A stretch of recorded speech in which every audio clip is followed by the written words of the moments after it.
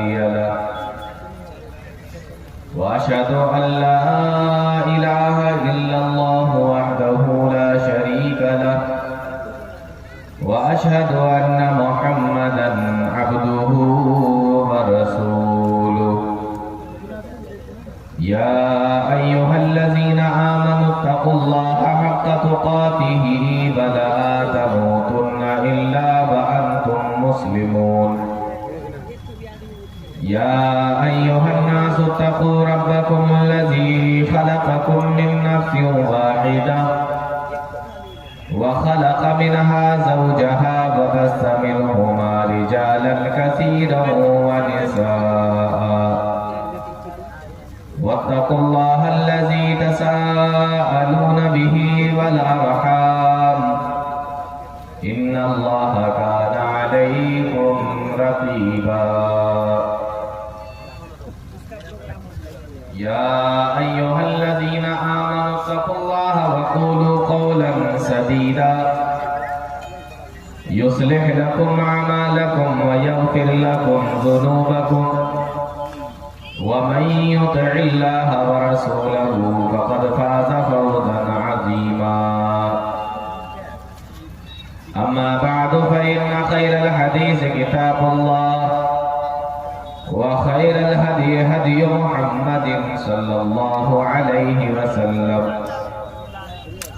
وشر الأمور محدثاتها وكل محدثة بدعة وكل بدعة ضلالة وكل ضلالة في النار. أعوذ بالله السميع العليم من الشيطان الرجيم. بسم الله الرحمن الرحيم.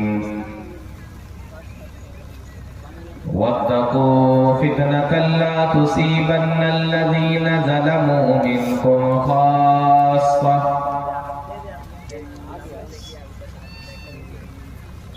جناب صدر محترم، معزز علماء کرام، دور اور پاس سے تشریف لائے محترم سامعین، نوجوان ساتھیوں، پیارے بچوں اور پردہ نشین خواتین،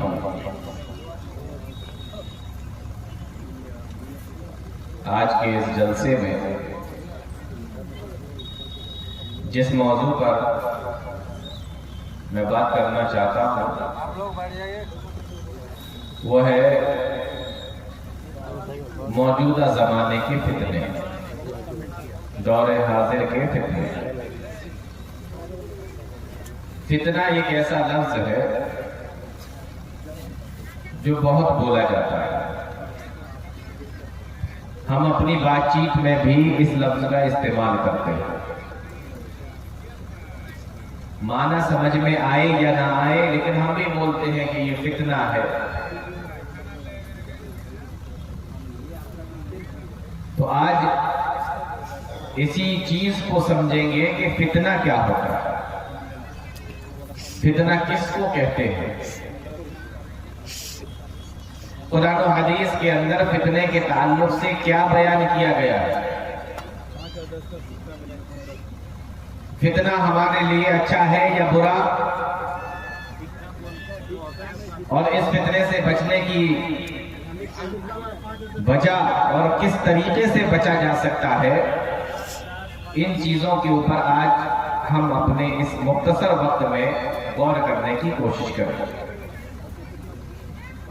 سب سے پہلے آپ فتنے کو سمجھ لیجئے کہ فتنہ کس کو کہتے ہیں۔ قرآن کریم کے اندر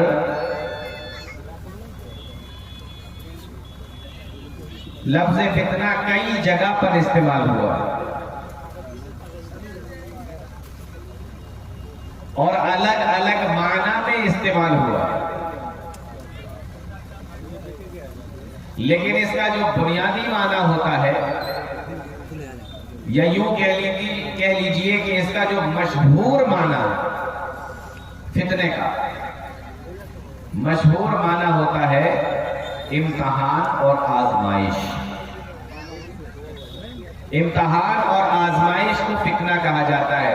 اس زبان میں عربی زبان اور بھی معنی کے لیے لفظ فطرہ استعمال ہوتا ہے، لیکن زیادہ تر اس کا جو مشہور معنی ہے زیادہ تر وہ اسی کے لیے استعمال ہوتا ہے، امتحان اور آزمائش کے لیے۔ لیکن یہی لفظ فتنہ صرف عربی زبان میں ہی استعمال نہیں ہوتا، بلکہ یہ لفظ اردو زبان میں بھی استعمال ہوتا ہے۔ ہم اپنی زبان میں، اپنی بھاشا میں، اپنی بات چیت میں بھی اس کو استعمال کرتے ہیں۔ تو یہ لفظ فتنہ جب اردو میں بولا جائے تو یہ کس معنی میں آتا ہے؟ اردو میں جب یہ لفظ بولا جاتا ہے فتنہ تو اس کے معنی ہوتا ہے فساد اور بگاڑ۔ عربی میں بولا جائے تو امتحان اور آزمائش، اور اردو میں جب بولا جائے تو فساد اور بگاڑ۔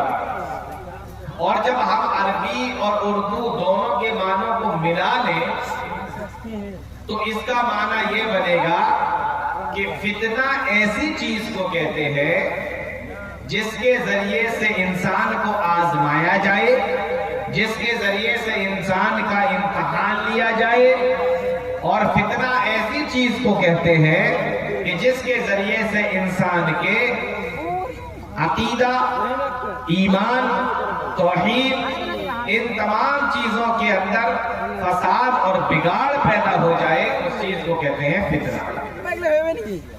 اور اگر نہیں سمجھ میں آیا ہے تو ایک بار پھر سے بتاؤ، جس چیز کے ذریعے سے انسان کے ایمان اور عقیدے کا امتحان ہو وہ فتنہ ہے، اور جس چیز کے ذریعے سے انسان کے ایمان اور عقیدے کے اندر فساد اور بگاڑ پیدا ہو جائے اس کو بھی فتنہ کہا جاتا ہے۔ دونوں معنی کے لیے لفظ استعمال ہوتا ہے۔ اب ایک چیز اور یہ سمجھ لیجئے، ہم یہ سمجھتے ہیں کہ جو اچھی چیزیں ہوتی ہیں وہ فتنہ نہیں ہو سکتی، جو بری چیزیں ہوں گی صرف وہی فتنہ ہوں گی، ہم یہ سمجھتے ہیں۔ لیکن جب ہم قرآن کو دیکھتے ہیں، قرآن کو پڑھتے ہیں تو ہمیں پتہ چلتا ہے کہ انسان کے لیے اچھی چیز بھی فتنہ بن سکتی ہے اور انسان کے لیے بری چیز بھی فتنہ بن سکتی ہے۔ فتنے کے معنی ہم نے بتا دیا، بار بار اس کا معنی ہم آپ کو نہیں بتائیں گے، لیکن یہ لفظ بار بار تقریر میں آئے گا تو آپ سمجھ لیجئے دوبارہ سے کہ فتنہ کہتے ہیں کہ جس کے ذریعے سے انسان کا امتحان ہو، جس کے ذریعے سے اس کی آزمائش ہو، اور جس کے ذریعے سے انسان کے ایمان اور عقیدہ اور عمل صالح کے اندر فساد اور بگاڑ پیدا ہو جائے، اس کو فتنہ کہا جاتا ہے۔ تو میں آپ کو یہ بتا رہا تھا کہ فتنہ صرف وہ چیز نہیں ہے کہ جس کے ذریعے سے جو اچھی چیز ہو تو وہ فتنہ نہیں، اور جو بری چیز ہے وہ فتنہ، ایسا نہیں ہے۔ اچھی چیز بھی فتنہ بن سکتی ہے اور بری چیز بھی فتنہ بن سکتی ہے۔ یہ کیسے پتا چلا؟ یہ قرآن کریم نے ہمیں بتایا۔ اللہ تعالیٰ فرماتا ہے انما اموالکم و اولادکم فتنہ، او لوگوں بے شک تمہارا مال اور تمہاری اولادیں تمہارے لیے فتنہ ہے۔ اب بتائیے، مال کوئی بری چیز ہے؟ مال اللہ تعالیٰ کی نعمت ہے کہ نہیں؟ اولاد کوئی بری چیز ہے؟ اولاد اللہ تعالیٰ کی نعمت ہے کہ نہیں؟ اور کتنی بڑی نعمت ہے، لیکن یہاں پر اس آیت کے اندر اولاد کو فتنہ بتایا جا رہا ہے۔ تو آپ یہ سمجھ لیجئے کہ صرف اچھی چیزیں فتنہ نہیں ہوں گی اور بری چیزیں فتنہ ہوں گی، ایسا نہیں ہے۔ اچھی چیزوں کے ذریعے سے بھی انسان کو آزمایا جا سکتا ہے اور بری چیزوں کے ذریعے سے بھی انسان کو آزمایا جا سکتا ہے۔ اچھی چیزیں بھی انسان کے ایمان اور عقیدے کے اندر بگاڑ پیدا کر سکتی ہے اور بری چیزیں بھی بگاڑ پیدا کر سکتی ہے۔ تو صرف بری چیزیں فتنہ ہو، اچھی چیزیں فتنہ ہو، ایسا نہیں ہے۔ پھر سے سنیں قرآن کریم کی آیت، اللہ تعالیٰ فرماتا ہے انما اموالکم و اولادکم فتنہ، او لوگوں بے شک تمہارا مال اور تمہاری اولادیں تمہارے لیے فتنہ ہے۔ اب مال بھی اللہ تعالیٰ کی نعمت ہے اور اولاد بھی اللہ تعالیٰ کی نعمت ہے، لیکن اس مال کے ذریعے سے، اس اولاد کے ذریعے سے بھی اللہ تعالیٰ آزماتا ہے، امتحان لیتا ہے، اور یہ مال بھی کبھی کبھی انسان کے ایمان کو اور اس کے عقیدے کو بگاڑ دیتا ہے، اولاد بھی انسان کے ایمان اور عقیدے کے اندر بگاڑ پیدا کر دیتی ہے۔ اس لیے اللہ تعالیٰ نے ان دونوں چیزوں کو، جو اللہ تعالیٰ کی بہت بڑی نعمت ہے، اس کے باوجود بھی اللہ تعالیٰ نے ان کو فتنہ کہا ہے۔ تو سمجھ جائیے کہ صرف بری چیز ہی فتنہ نہیں ہوتی، اچھی چیز بھی آپ کے لیے فتنہ بن سکتی ہے، آزمائش بن سکتی ہے، آپ کے عقیدے کے اندر بگاڑ پیدا کر سکتی ہے۔ انما اموالکم و اولادکم، ایک دوسری چیز سمجھیے، اللہ تعالیٰ نے قرآن کریم کے اندر بیان فرمایا وَنَبْلُوكُمْ بِالشَّرِّ وَالْخَيْرِ فِتْنَةً، او لوگوں ہم تمہیں آزمائیں گے، ہم تمہارا امتحان لیں گے۔ وَنَبْلُوكُمْ بِالشَّرِّ وَالْخَيْرِ، برائی کے ذریعے سے بھی تمہارا امتحان ہوگا، بھلائی کے ذریعے سے بھی تمہارا امتحان ہوگا۔ وَنَبْلُوكُمْ بِالشَّرِّ وَالْخَيْرِ فِتْنَةً، شر کے ذریعے سے بھی اور خیر کے ذریعے سے بھی تمہارا امتحان ہوگا۔ معلوم یہ ہوا کہ اچھائیاں بھی انسان کے لیے فتنہ بن سکتی ہیں اور برائیاں بھی انسان کے لیے فتنہ بن سکتی ہیں، اللہ تعالیٰ کی نعمتیں بھی انسان کے لیے فتنہ بن سکتی ہیں۔ انما اموالکم واولادکم فتنہ، انسان کو اچھی چیزوں کے ذریعے سے بھی آزمایا جا سکتا ہے اور بری چیزوں کے ذریعے سے بھی آزمایا جا سکتا ہے، اسی کو فتنہ کہا جاتا ہے۔ آئیے ذرا دیکھیے کہ اللہ کے نبی صلی اللہ علیہ وسلم نے اس فتنے کے تعلق سے کیا بیان فرمایا۔ کئی حدیثیں ہیں پیارے نبی صلی اللہ علیہ وسلم کی، اس میں سے ایک دو حدیثیں میں آپ کو سناتا ہوں۔ پیارے نبی نے ارشاد فرمایا فتنے کے تعلق سے، پہلی حدیث سنیے۔ فتنے کے معنی آپ سمجھ گئے، جس کے ذریعے سے انسان کا امتحان لیا جائے اور جس کے ذریعے سے اس کے ایمان اور عقیدے میں بگاڑ پیدا ہو جائے۔ اب حدیث سنیں، پیارے نبی صلی اللہ علیہ وسلم نے ارشاد فرمایا لا تقوم الساعۃ، قیامت اس وقت تک قائم نہیں ہوگی، لا تقوم الساعۃ، قیامت اس وقت تک قائم نہیں ہو سکتی۔ کب تک قائم نہیں ہو سکتی؟ فرمایا حتی یقبض العلم، جب تک کہ دنیا سے علم کو اٹھا نہ لیا جائے۔ یعنی قیامت کی نشانی اللہ کے نبی صلی اللہ علیہ وسلم نے یہ بتائی ہے کہ قیامت کی نشانی یہ ہے کہ علم کو اٹھا لیا جائے گا۔ یعنی جیسے جیسے قیامت قریب آئے گی علم کم ہوتا چلا جائے گا۔ علماء ہمیں یہ بتاتے ہیں کہ قیامت قریب ہے، قیامت آنے والی ہے، چھوٹی چھوٹی نشانیاں قیامت کی پوری ہو گئی ہیں اور بڑی بڑی نشانیاں پوری ہو رہی ہیں یا پوری ہو جائیں گی، یا کچھ نشانیاں بڑی بھی پوری ہو گئی ہیں۔ ہم یہ دیکھتے ہیں کہ قیامت بالکل آنے والی ہے، قیامت بالکل قریب ہے، اور اللہ کے نبی فرماتے ہیں کہ جب قیامت کا وقت قریب ہوگا تو علم کو اٹھا لیا جائے گا۔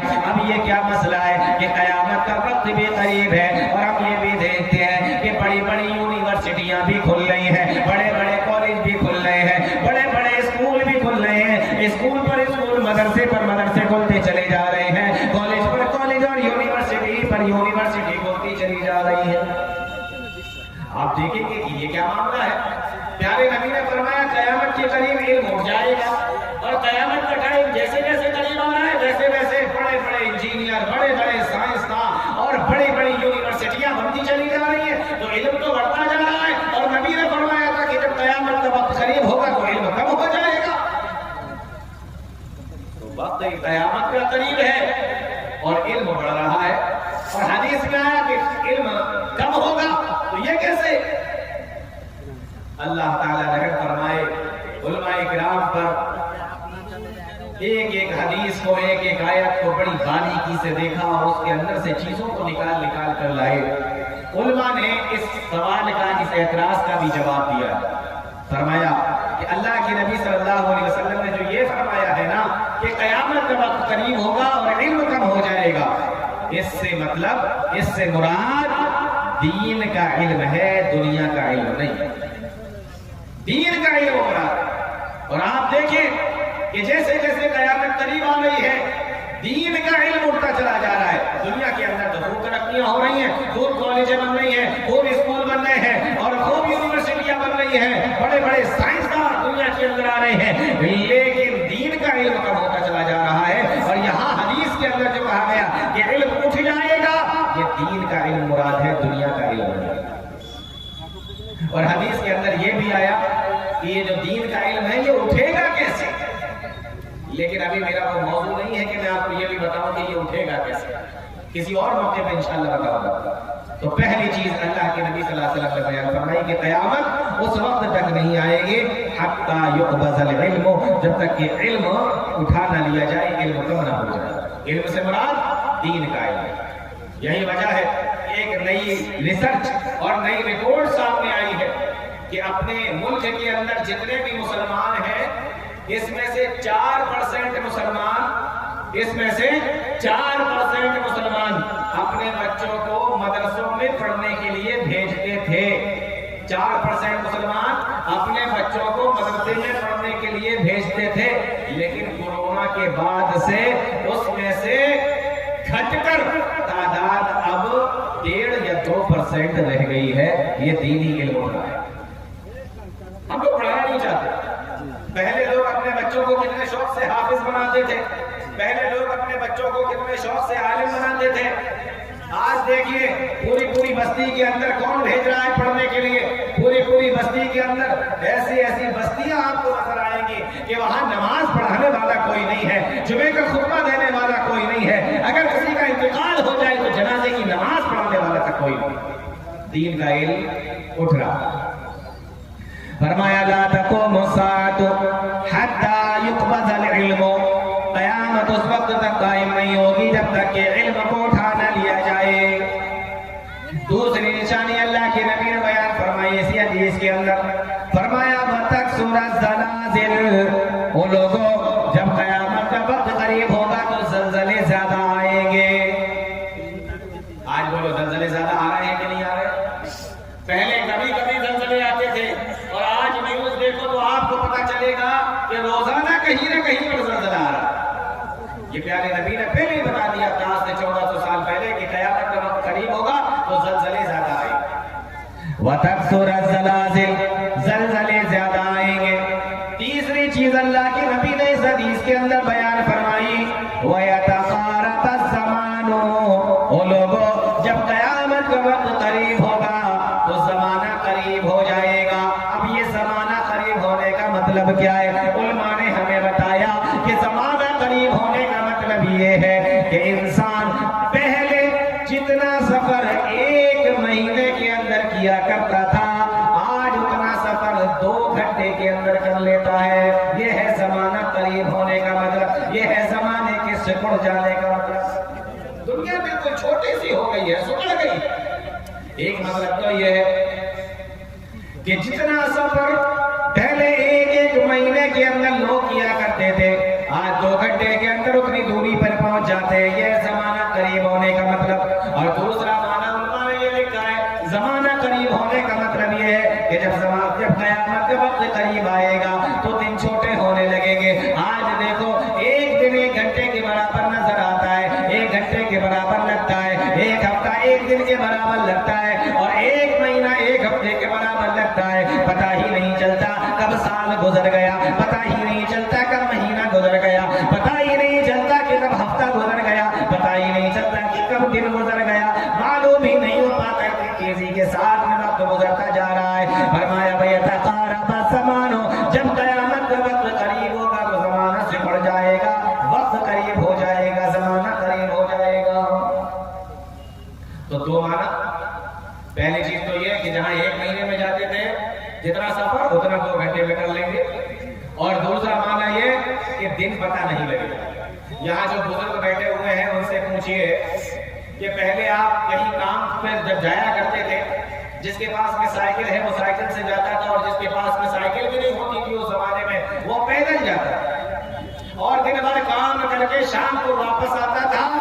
عصر کا ٹائم ہو رہا ہوتا تھا، سورج اور دھوپ نکلی ہوئی ہوتی تھی، سارا کام نپٹا کے گھر پہ واپس آ جاتا تھا اور پیدل جاتا تھا۔ آج کسی جوان سے پوچھو، گھر سے جب وہ نکلتا ہے اپنی موٹر سائیکل استعمال کرتا ہے، موٹر سائیکل کو لے کر جاتا ہے، موٹر سائیکل کو اسٹارٹ کرتا ہے، اور کسی ایک کام کو کرنے کے لیے گیا، اور جب واپس لوٹ کر آتا ہے تو مغرب کی چکی ہوتی ہے، شام ہو چکی ہوتی ہے، آج ایک کام موٹر سائیکل سے جا کر آپ کر رہے ہیں تو نہیں نپٹا پا رہے ہیں۔ پہلے لوگ پیدل جاتے تھے، سائیکل سے جاتے تھے اور کام نپٹا کر کئی کام نپٹا کر بازار سے واپس آ جایا کرتے تھے، اور دھوپ نکلی ہوئی ہوتی تھی، سورج نکلا ہوا ہوتا۔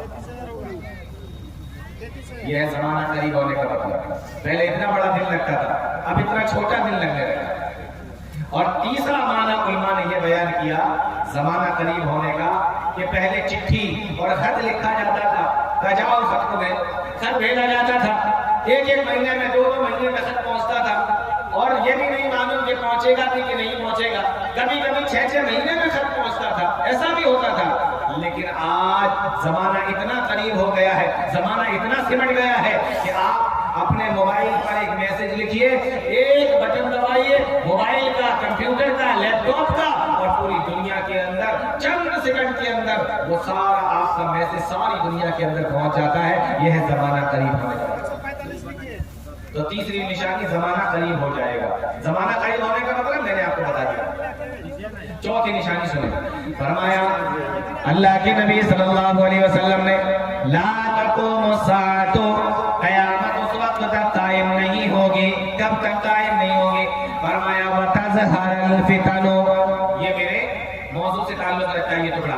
فرمایا وتظہر الفتن، قیامت اس وقت تک نہیں آئے گی، قیامت اس وقت تک قائم نہیں ہوگی۔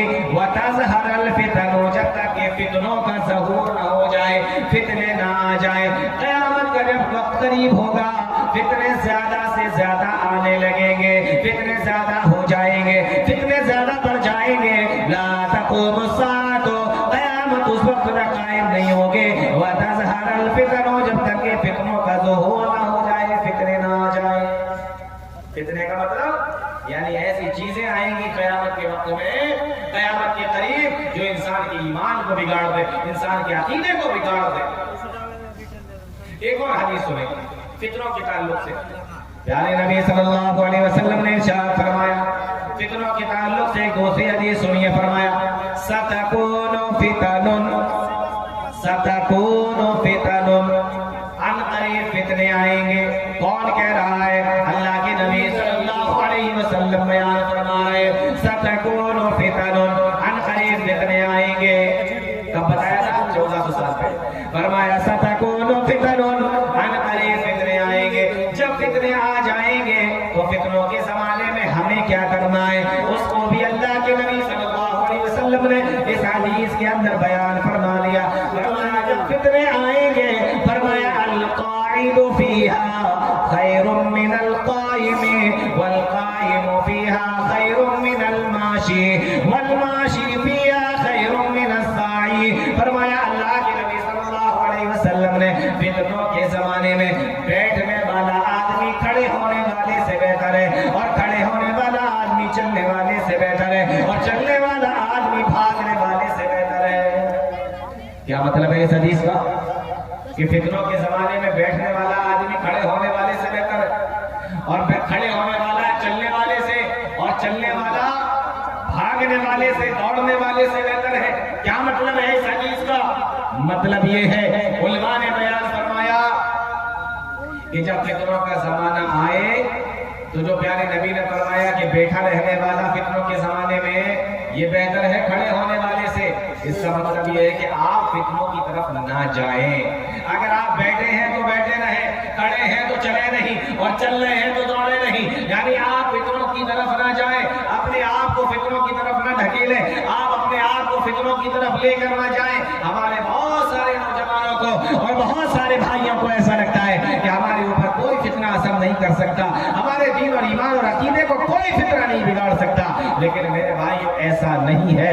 آج دیکھو کتنے لوگوں کو جو اپنے دین کو بدل رہے ہیں، اپنے مذہب کو بدل رہے ہیں، دھرم کا پریورتن کر رہے ہیں، کتنے لوگ دنیا کے ڈر کی وجہ سے، کتنے لوگ دنیا کے لالچ کی وجہ سے، اور کتنے لوگ خاص طور سے ہماری مائیں بہنیں اور ہمارے سماج کی اور ہمارے اسلام کی ماننے والی مسلمان لڑکیاں اپنے دین کو بدل رہی ہے، ارتداد کا راستہ اختیار کر رہی ہیں، اور دوسرے غیر مسلموں کے ساتھ اپنے ایمان اور عقیدے کو بدل رہی ہے۔ پیارے نبی صلی اللہ علیہ وسلم نے فرمایا ان فتنوں میں پڑنے کی कोशिश मत करो। कोई अपने आप को ये ना समझे कि हमारे ऊपर फितने असर नहीं कर सकते, फितने आपके ऊपर भी असर कर सकते हैं। इसलिए फितनों के जमाने में अगर बैठे हो तो बैठे रहो, खड़े हो तो खड़े रहो, अगर चल रहे हो तो सिर्फ चलो, दौड़ो नहीं। इसलिए अल्लाह के नबी सल्लल्लाहु अलैहि वसल्लम ने बयान फरमाया। बहुत सारे लोगों को देखो सोशल मीडिया का इस्तेमाल करते हैं, इंटरनेट चलाते हैं, यूट्यूब चलाते हैं, किसी की भी तकरीर सुनने लगते हैं, किसी की भी तकरीर सुनने लगते हैं, किसी की भी तकरीर निकालेंगे सुनने लगेंगे। मौलाना साहब हाँ बोलता बहुत बढ़िया, लगता बहुत अच्छा, क्या बोलता है नहीं पता, कहां से बोलता है नहीं पता, ये कौन है बोलने वाला नहीं पता, किसका एजेंट है नहीं पता, कहां से आया नहीं पता, इसकी जड़ें कहां पे गिरी हुई हैं, इसकी जड़ें कहां से निकलती हैं नहीं पता, बस बोलता अच्छा है। अब वो बोल बोल कर आपको चाहे नबी के खिलाफ कर दे, वो चाहे बोल बोल कर आपको इस्लाम के खिलाफ कर दे, चाहे वो बोल बोल कर आपको सहाबा के खिलाफ कर दे, आप सुन रहे हैं क्यों? क्योंकि वो बोलता बड़ा अच्छा है। आपको नहीं पढ़ना है, आपको नहीं देखना है, उलमा देखते हैं, उलमा मना करते हैं, नौजवानों को समझाने की कोशिश करते हैं कि देखो जितने भी बोल रहे हैं सबको सुनने की जरूरत नहीं है, उलमा बताएंगे किसको सुनने की जरूरत है और किसको सुनने की नहीं। जब इस तरीके की बात की जाती है तो लोग क्या कहते हैं अरे मौलाना है ये जल रहे, मौलाना है इनको जलन हो रही है, मौलाना को हसद हो रही है। मौलाना को कोई जलन नहीं है, मौलाना को कोई हसद नहीं है, वो जो बातें बता रहा है वो आपको सुनने में भले ही अच्छी लग रही हो, वो सुनने में आपको भले ही दिलचस्पी के साथ में आप उसको सुन रहे हो, लेकिन वो सही है या गलत है ये मौलाना बताएंगे, आपको नहीं मालूम। बहुत सारे लोग क्या कहते हैं हमें जानकारी है, हमें मालूम है कि किस तरीके से कौन बातें करता है, हम उनकी अच्छी बातों को ले लेते हैं और बुरी बातों को छोड़ देते हैं। आप इतने ही जानकार हैं कि अच्छी बातें कौन सी बता रहा है, बुरी बातें कौन सी बता रहा है, तो फिर आप उसको सुन क्यों रहे हैं अगर आप खुद ही इतने जानकार। लेकिन मेरे भाइयों कभी कभी ऐसा होता है कि आपको बताने वाला 10 बातें बताता है और उन 10 बातों के अंदर 9 बातें तो सही बताई और एक बात उसने गलत बताई। लेकिन अगर अल्लाह ना करे ऐसा हो जाए कि जो बात उसने गलत बताई है, जो शक उसने आपके दिल के अंदर डाला है, जो इस्लाम के खिलाफ एतराज उसने आपके दिमाग में डालने की कोशिश की है, वो आपके दिमाग से चिपट गया, वो आपके दिल से चिपट गया, तो कहीं आपका ईमान न ले जाए, आपका अकीदा न ले जाए, आपकी जन्नत को बर्बाद न कर दे। इसलिए मेरे भाइयों उलमा समझाते हैं, उलमा मना करते हैं कि किसको सुनना है किसको नहीं सुनना है, ये उलमा फैसला करते हैं। मिसाल के तौर पर किसी इंसान ने आपको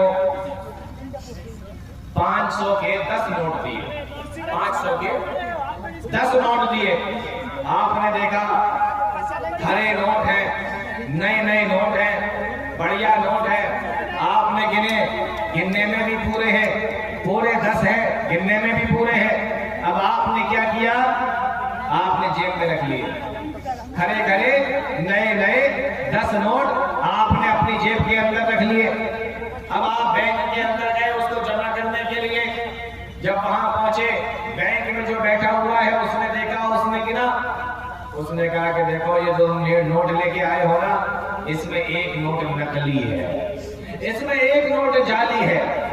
आपको सारे नोट सही लग रहे थे, आपको सारे नोट असली लग रहे थे, लेकिन उसके अंदर एक नकली नोट था, एक जाली नोट था। आप नहीं पता कर पाए, आप नहीं पकड़ पाए क्योंकि आप उसके एक्सपर्ट नहीं थे। जब वो नोट उसके एक्सपर्ट के पास पहुंचे, उसने एक बार में गिन के बता दिया कि इसमें जाली कौन सा है, नकली कौन सा है। उसने कहा इसको फाड़ कर फेंक दो, ये चुपचाप से इसको जेब में रख लो, वरना आपको नकली नोट के जुर्म में जेल भी हो सकती है। तब आपको समझ में आया कि अच्छा, जिसने मुझे ये जो नोट दिए थे और हम ये समझ रहे थे कि सारे असली हैं, सारे अच्छे हैं, सारे ओरिजिनल हैं, इसमें एक नोट तो जाली था। मेरे भाइयों ये सोशल मीडिया पर जो लोग बैठे हुए हैं, जो आपके दीन और ईमान और अकीदे को बिगाड़ने के लिए बैठे हुए हैं, ये आपको बताएंगे, आपको इनकी बातें अच्छी भी लगेंगी, लेकिन इसमें से कौन सी बात सही है, कौन सी बात गलत है, ये उलमा बताएंगे। یہ علماء فیصلہ کریں گے. اس لیے کہا جاتا ہے کہ علماء کی اجازت کے بغیر ان کو مت سنو.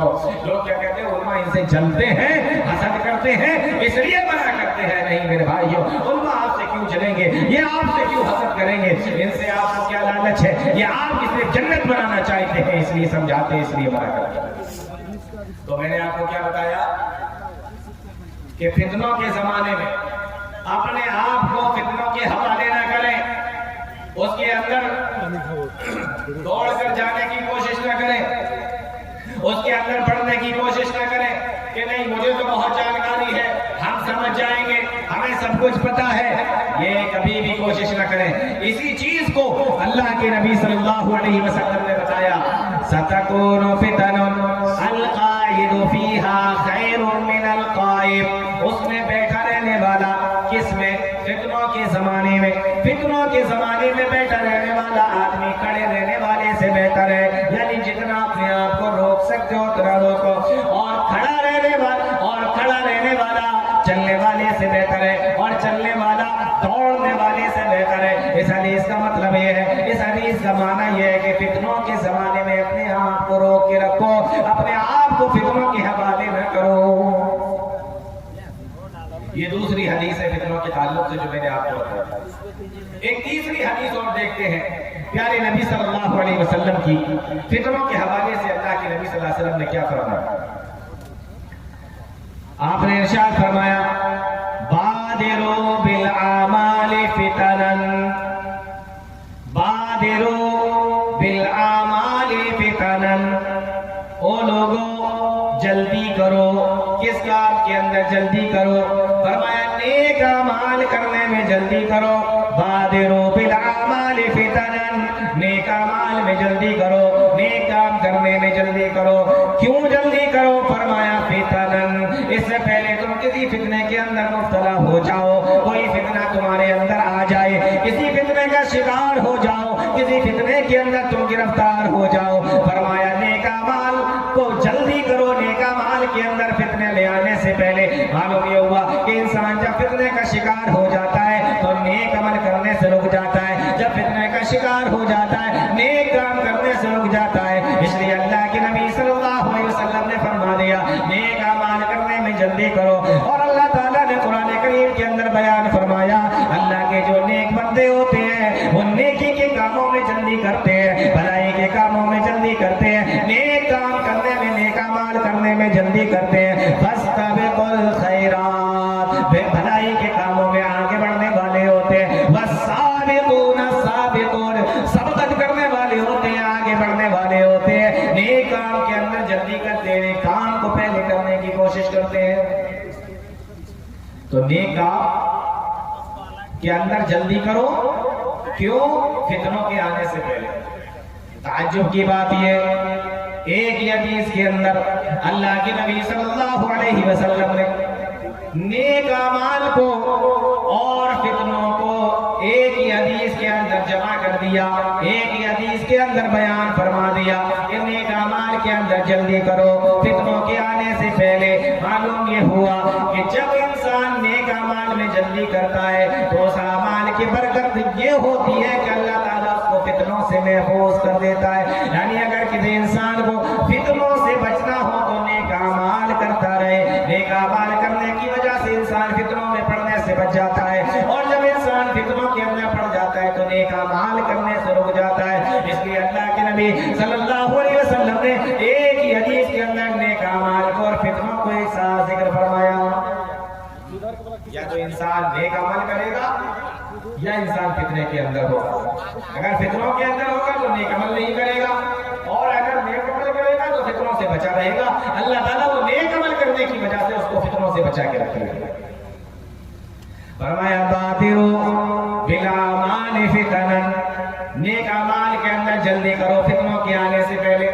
اور اسی کے ساتھ اللہ کے نبی صلی اللہ علیہ وسلم نے ایک چیز اور بیان فرمائی, فرمایا کقطاع اللیل المظلم, وہ لوگوں جب فتنے تمہارے درمیان میں آئیں گے, یعنی ایسی چیزیں جو تمہارے درمیان میں آئیں گے جس کے ذریعے سے تمہارے دین کا, تمہارے ایمان کا, تمہارے عقیدے کا امتحان لیا جائے گا, آزمائش تمہارے ہوگی, اور اس کے ذریعے سے تمہارے دین کے اندر فساد آ جائے گا، بگاڑ آ جائے گا، خرابی آ جائے گی، تمہارا عقیدہ بگڑ جائے گا، تمہارے نیک اعمال بگڑ جائیں گے، تمہارے جنت میں جانے کا راستہ بگڑ جائے گا۔ فرمایا ایسے وقت میں تقیتا اللیل المظلم، وہ فتنے تمہارے اوپر آئیں گے اور اس طریقے سے آئیں گے جس طریقے سے اندھیری رات ہوتی ہے۔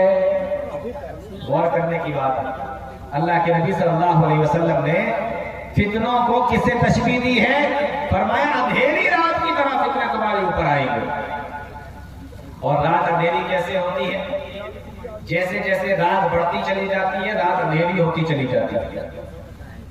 جب رات بالکل شروع ہوتی ہے تو ہلکا ہلکا اجالا ہوتا ہے، پھر دھیمے دھیمے کر کے جس طریقے سے ٹائم بڑھتا چلا جاتا ہے اندھیرا پھیلتا چلا جاتا ہے، اور ایک وقت ایسا آتا ہے اتنا اندھیرا ہو جاتا ہے، اتنا اندھیرا ہو جاتا ہے اندھیری رات کے اندر کہ انسان اس اندھیرے میں اپنا ہاتھ بھی دیکھنا چاہے تو اس کو ہاتھ نہیں دکھائی دیتا، کبھی کبھی اتنا اندھیرا ہو جاتا۔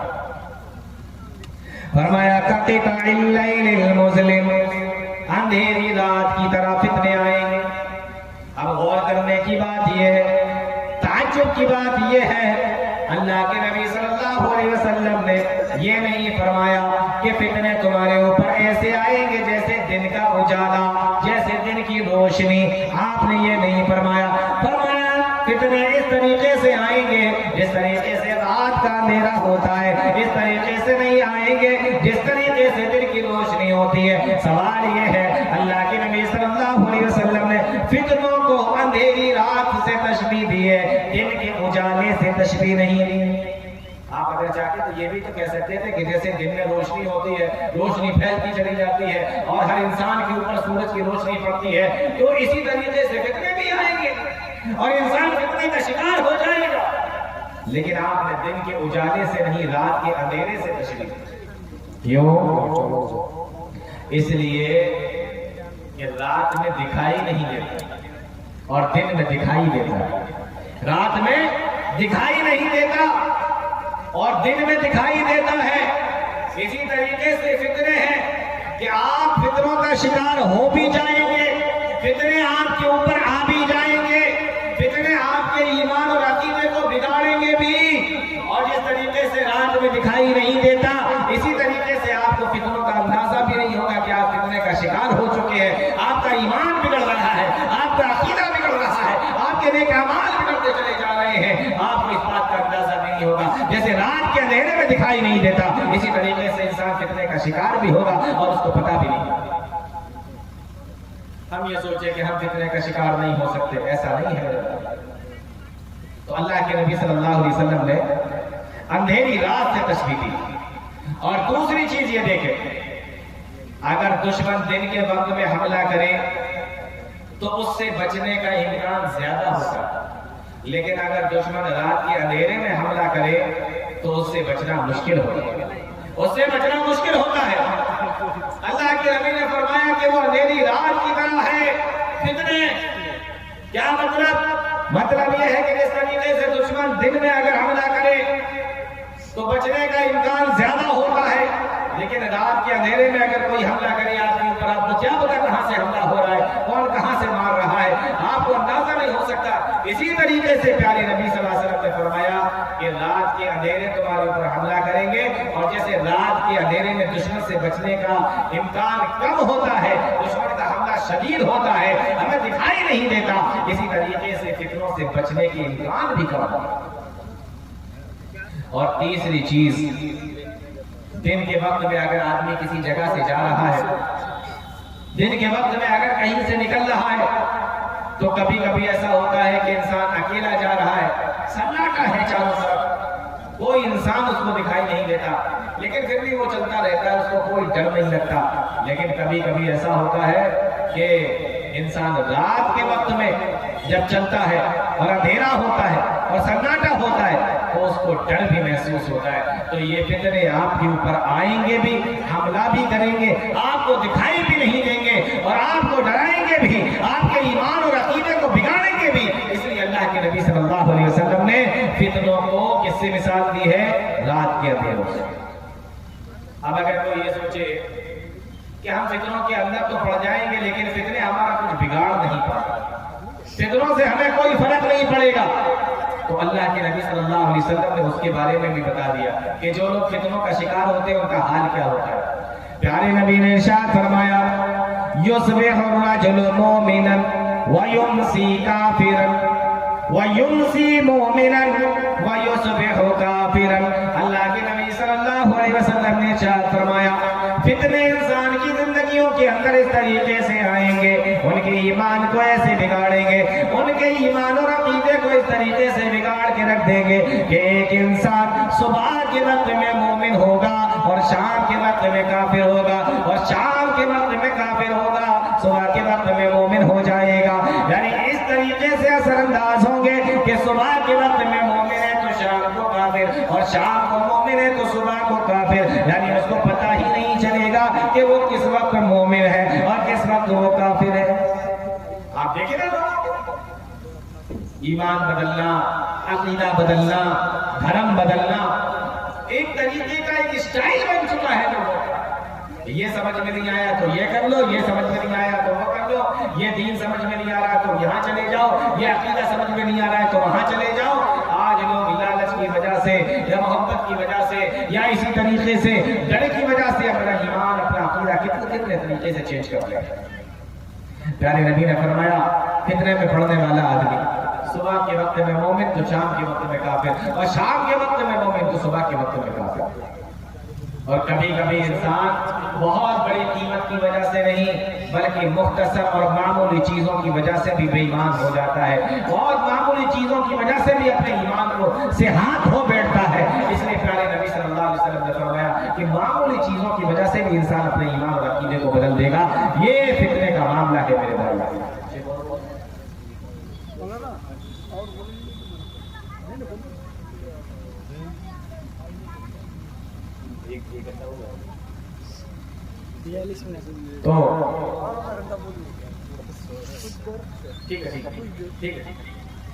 تو یہ تیسری حدیث ہے۔ پیارے نبی صلی اللہ علیہ وسلم نے ارشاد فرمایا۔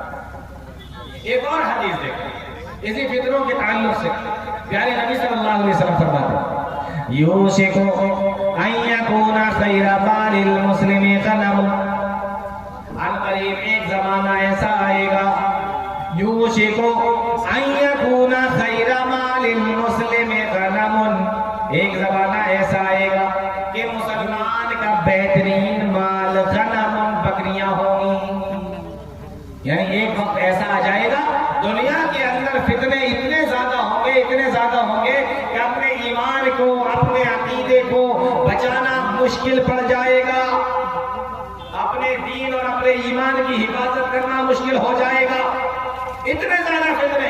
اور آج دیکھیں دنیا کے اندر کس کس شکل میں فتنے موجود ہیں۔ اللہ تعالیٰ نے مال کو بھی فتنہ کہا، اولاد کو بھی فتنہ کہا، پھر یہ بھی بتایا کہ اچھائی کے ذریعے سے بھی آزمایا جائے گا اور برائی کے ذریعے سے بھی آزمایا جائے گا، اور یہ بھی کہ انسان کو کبھی اللہ تعالیٰ دے کر بھی آزماتا ہے اور کبھی لے کر بھی آزماتا ہے۔ آپ اپنے گھر کے اندر دیکھیں، اپنے سماج کے اندر دیکھیں، اپنے شہر اور اپنے ملک کے اندر دیکھیں، کتنی چیزیں ایسی ہیں جس کی وجہ سے انسان فتنے کا شکار ہوتا چلا جائے۔ اور ایک زمانہ ایسا آئے گا کہ فتنے بہت ہوں گے، دین کو بچانا مشکل ہو جائے گا، ایمان کو بچانا مشکل ہو جائے گا، عقیدے کی حفاظت مشکل ہو جائے گی۔ پیارے نبی نے کیا فرمایا؟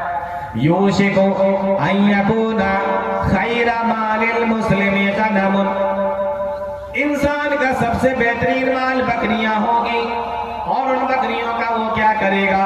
فرمایا فتنوں سے بچنے کے لیے، اپنے ایمان کی حفاظت کے لیے، دین کی حفاظت کے لیے، اپنے عقیدے کی حفاظت کے لیے وہ انسان پہاڑوں کی چوٹیوں پہ چلا جائے گا، اور پہاڑوں کی چوٹیوں پہ چلا جائے گا، وہیں پہ رہنے لگے گا، بکریاں چرائے گا، اور بکریاں چرا کر انہیں کا دودھ پیے گا، اپنی زندگی گزارے گا، اور وہیں پہاڑ کی چوٹیوں پہ وہ اللہ اللہ کرے گا، دین پر عمل کرے گا، نیک عمل کرے گا۔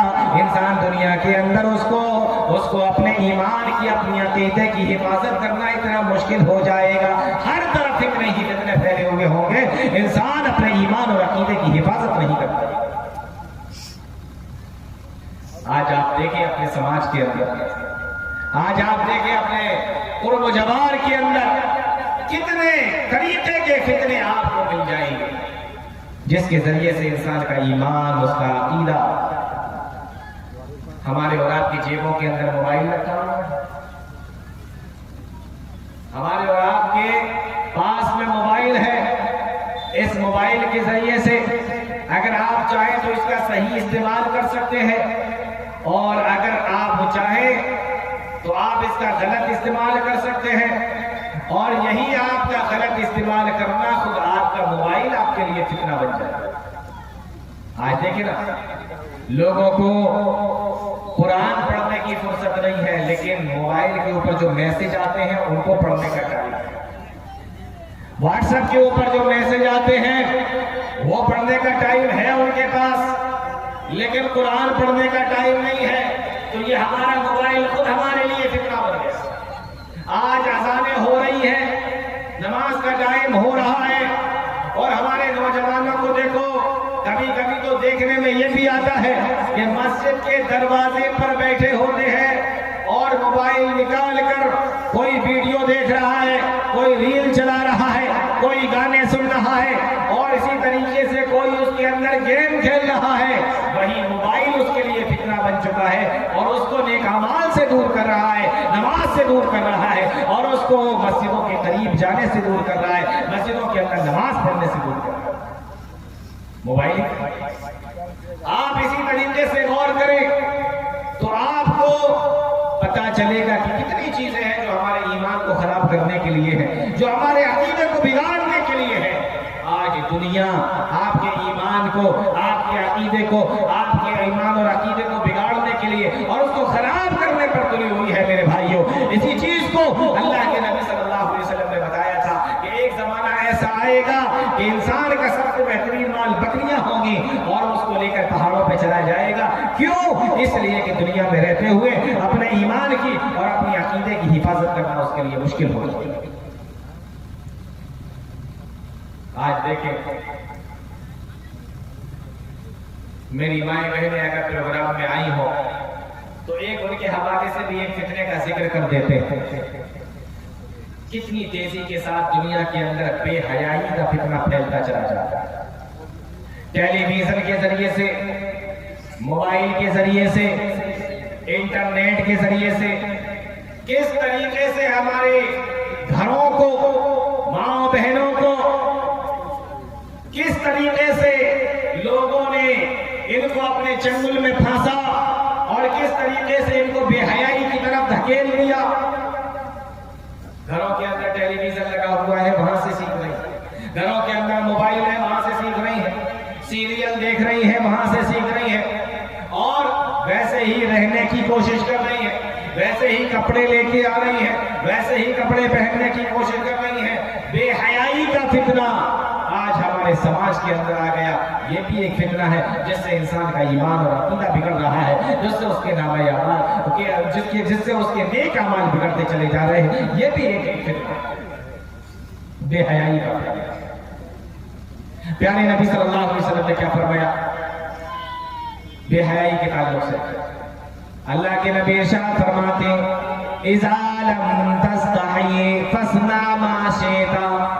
او لوگوں، جب تمہارے اندر حیا ہی نہ رہے، جس انسان کے اندر حیا نہیں رہتی پھر وہ جو چاہے کرتا ہے، اس کو اپنی بے حیائی کے اندر بھی اسٹائل نظر آتا ہے، اس کو اپنی بے حیائی کے اندر بھی کارنامہ نظر آتا ہے۔ پیارے نبی نے فرمایا کہ جب تمہارے اندر حیا نہ رہے، جب تمہارے اندر حیا ہی نہ ہوگی، فاصنع ما شئت، تو جو تم چاہو گے کرتے پھرو گے۔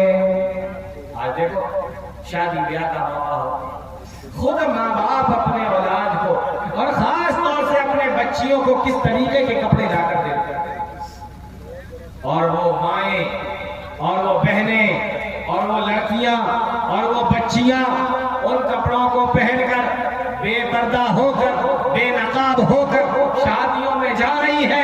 یہ بے حیائی کا فتنہ آج ہمارے یہاں پوری تیزی کے ساتھ پھیل گیا ہے۔ اور آپ کو معلوم ہے پیاری چیز ہے، کتنی بہترین چیز ہے۔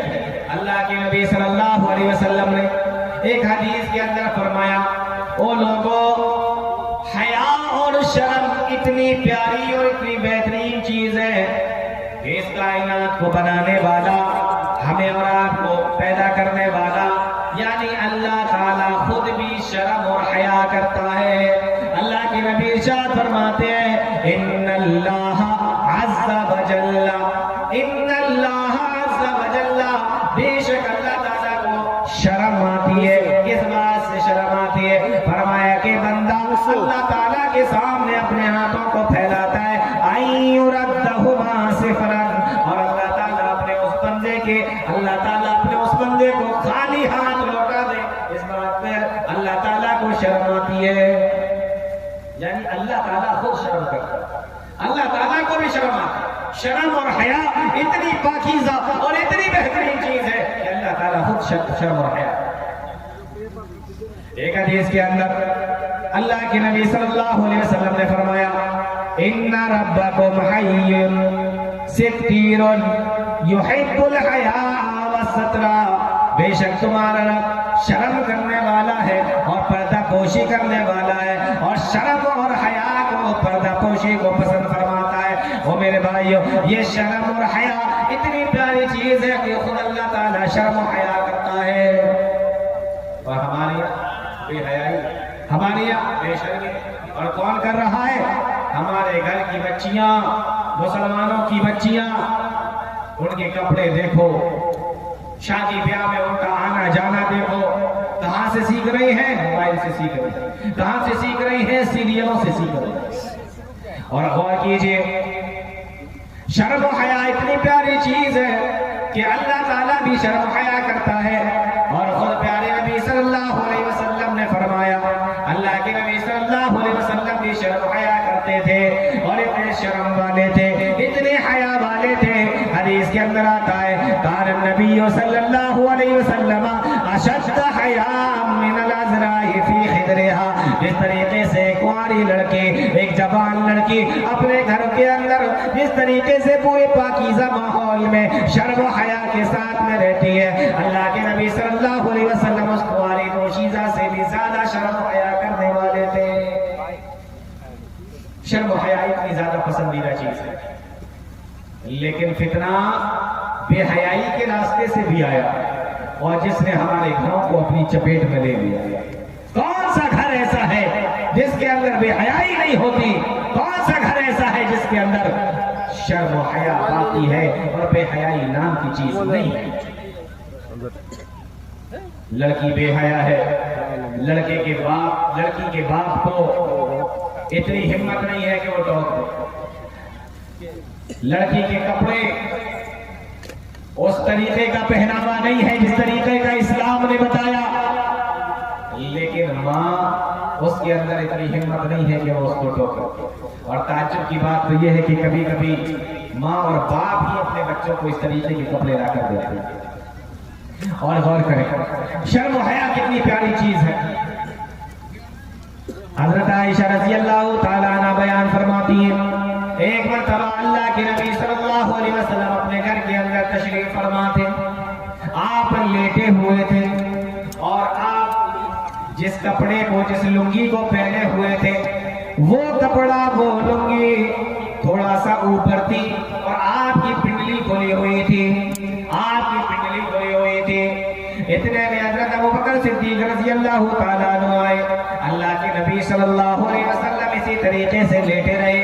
پھر حضرت عمر رضی اللہ تعالیٰ عنہ آئے، اللہ کے نبی صلی اللہ علیہ وسلم اسی طریقے سے لیٹے رہے۔ پھر حضرت عثمان غنی رضی اللہ تعالیٰ عنہ آئے، اللہ کے نبی صلی اللہ علیہ وسلم اٹھ کر بیٹھ گئے۔ فجلس رسول اللہ صلی اللہ علیہ وسلم وصب ثیابہ، حدیث کے اندر آتا ہے کہ آپ اٹھ کر بیٹھ گئے، آپ نے اپنے کپڑے کو بھی صحیح کر لیا۔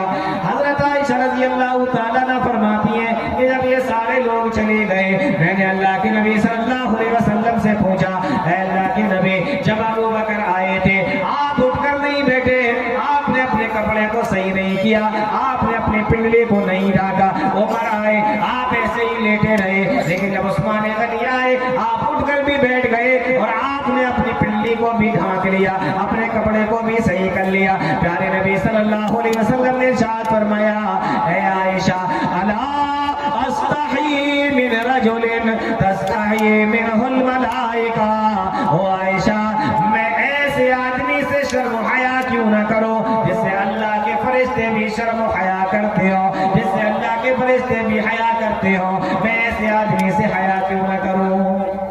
کیا پتہ چلا کہ نبی کے صحابہ شرم حیا کرنے والے تھے، اور یہ بھی پتہ چلا کہ اللہ تعالیٰ کے فرشتے بھی شرم اور حیا کرنے والے ہیں۔ میرے بھائیوں، تو بے حیائی کا بھی ایک فتنہ ہے جو ہمارے سماج کے اندر آ گیا ہے، بے حیائی کا بھی ایک فتنہ ہے جو ہمارے سماج کے اندر پھیلتا چلا جاتا ہے۔ ایک حدیث سنیں اسی تعلق سے، اما عائشہ رضی اللہ تعالیٰ عنہ اس حدیث کو بیان فرماتی ہیں، کہتی ہیں اللہ کے نبی صلی اللہ علیہ وسلم نے ارشاد فرمایا،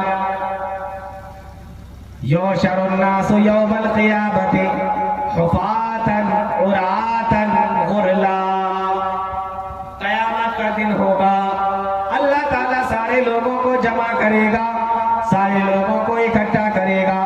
یحشر الناس یوم القیامۃ حفاۃ عراۃ غرلا، قیامت کے دن اللہ تعالیٰ تمام لوگوں کو اکٹھا کرے گا، سارے لوگ اکٹھا ہو جائیں گے۔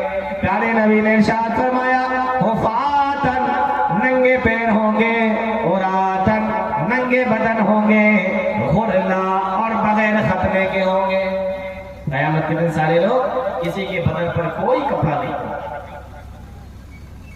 اللہ کے نبی صلی اللہ علیہ وسلم نے جب اس چیز کو بیان فرمایا، اما عائشہ نے جب یہ سنا کہ قیامت کے دن سارے کے سارے لوگ اکٹھا ہوں گے اور سارے بھرے نہ ہوں گے، کسی کے بدن کے اوپر کوئی کپڑا نہیں ہوگا، اللہ کے نبی صلی اللہ علیہ وسلم نے قیامت کی سختیوں کے بارے میں بہت ساری مرتبہ اور بہت مرتبہ اللہ کے نبی نے بتایا، لیکن ان ساری سختیوں کے بیچ میں اما عائشہ رضی اللہ تعالی عنہ نے اللہ کے نبی صلی اللہ علیہ وسلم سے پوچھا، آپ کو فکر ہوئی تو کس بات کی فکر ہوئی؟ فرمایا، اے اللہ کے نبی مجھے یہ بتائیے کہ جب قیامت کے دن سارے کے سارے لوگ بھرے نہ ہوں گے، کسی کے بدن کے اوپر کوئی کپڑا نہیں ہوگا، مرد بھی ہوں گے عورتیں بھی ہوں گی، اللہ کے نبی پھر جب قیامت کے دن مرد عورتوں کی طرف دیکھیں گے تو عورت تو شرم کی وجہ سے مر جائیں گی۔